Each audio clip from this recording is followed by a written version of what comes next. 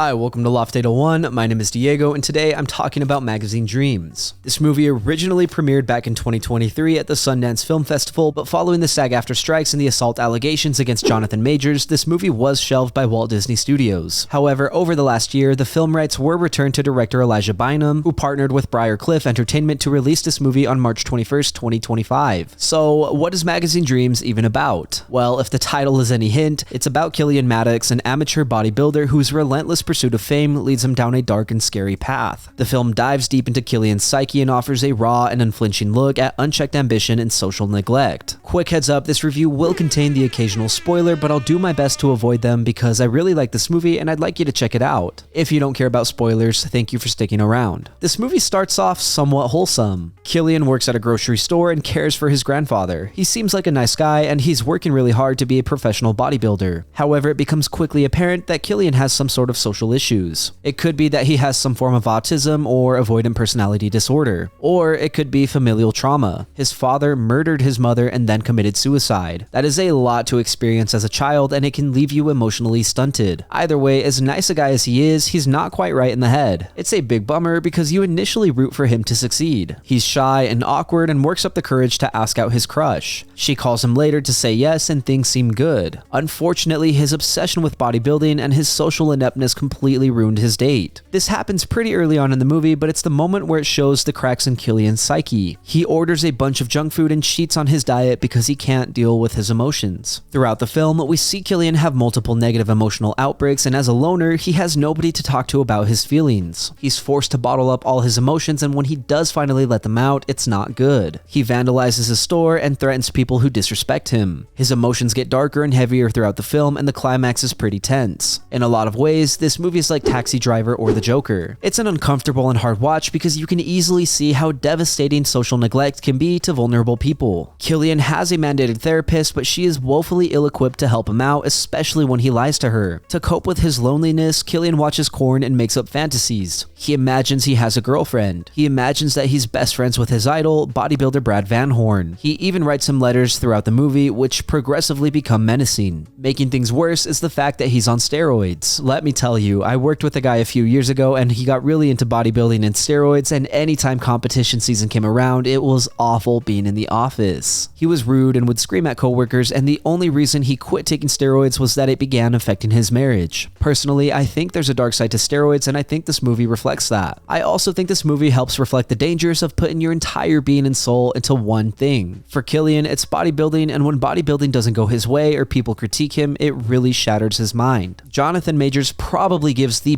best performance of his career, and it's a damn shame that it's going to be overshadowed by the Grace Jabari situation. He gives an Oscar-worthy performance in this movie, but I doubt he'll be nominated. Majors is an absolute awkward freak of nature in this movie. He gained 20 pounds of muscle for this role and ate 6,100 calories a day. That is freaking insane, especially considering the fact that he still looks as shredded as all the other bodybuilders in this movie. My god, what a physique, bro. You know how Joaquin Phoenix lost a lot of weight and won an Oscar for his performance in The Joker? Jonathan Majors gives an equivalent performance, except he gained weight instead of losing it. This is going to be one of the most slept on movies this year, and it hurts. There aren't too many other actors in this movie because, again, Killian is a loner, but Vanderhorn is played by Michael Hearn, a real-life professional bodybuilder. His physique is also absolutely insane, and now that I think about it, his character is the perfect example of why you shouldn't idolize people. When you idolize someone the way Killian idolizes Brad, you open up the door to be taken advantage of by someone you love and trust. We see this happen all the time with celebrities, musicians, and influencers. There's a power dynamic that people don't respect and take advantage of, and it sucks. Stepping off my soapbox, I really enjoyed the cinematography. There are a lot of wonderfully shot scenes with harsh lighting and stark shadows. I love the neon saturated shots with amber, blue, and red lighting. The framing in this movie is also great and helps enhance the storytelling and emotions we experience. There's also a great variety in the sets. Whether it's Killian's home, the gym, the stage, a diner, a shop, or a restaurant, this movie has a good variety of locations to keep you engaged. The world in this story feels very raw, and I love that. This movie runs for 2 hours and 4 minutes, and it's just on the cusp of being a little too long. I think this movie could have shaved off a few minutes, but I'm also not pressed about the runtime. This movie moved at a slow pace, but it needed to move at that pace to show us how isolation and ambition can affect a person. If things would have been paced quicker, then the emotional impact would not have been as great. That said, the ending to this movie does get a little bit ambiguous, and it doesn't go where I thought it would. I got plot twisted, and I'm still trying to figure out if I like the twist or not. The ending was still good, I just don't know if it was as impactful as it could have been. I'm pretty split. The last thing I'll mention is the soundtrack. There were some moments where the music started to feel tense, but for the most part, the music was somber and it fit the narrative really well. It was pretty minimalist, and I really liked that because it placed a larger emphasis on Killian and Majors' incredible acting.